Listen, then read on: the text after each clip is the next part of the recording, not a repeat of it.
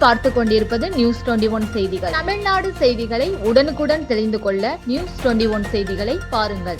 ராணிப்பேட்டை மாவட்டம் மேல்விசாரம் 6வது வார்டு கால்வாய் பணி முடிக்கப்பட்டது. பள்ளங்கள் சரி செய்யவில்லை, பொதுமக்கள் அவதி.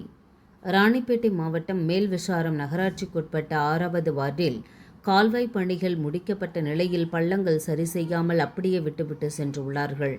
இதனால் இருசக்கர வாகனங்களில் வரும் வாகன ஓட்டிகள் அந்த பள்ளத்தில் தடுமாறி கீழே விழுந்து செல்கின்ற அவல நிலை ஏற்பட்டுள்ளது.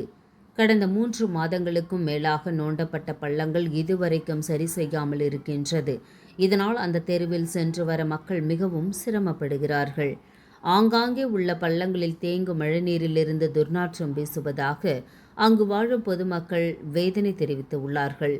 அந்த வார்டு கவுன்சிலர் கடந்த 4 ஆண்டுகளுக்கு முன்பு ஓட்டு கேட்க வந்தவர். அதன் பிறகு இந்த வார்டு பக்கம் கூட எட்டி பார்ப்பதில்லை, இந்த வார்டு கவனிக்க வருவதில்லை என்று மக்கள் குற்றச்சாட்டு கூறுகின்றனர்.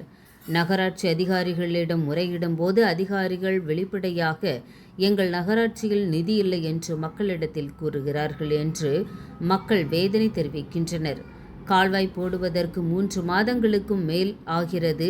சாலை போடுவதற்காக எத்தனை மாதம் ஆகும் என்று தெரியவில்லை என்று அப்பகுதி பொதுமக்கள் வேதனையோடு தெரிவிக்கின்றனர்.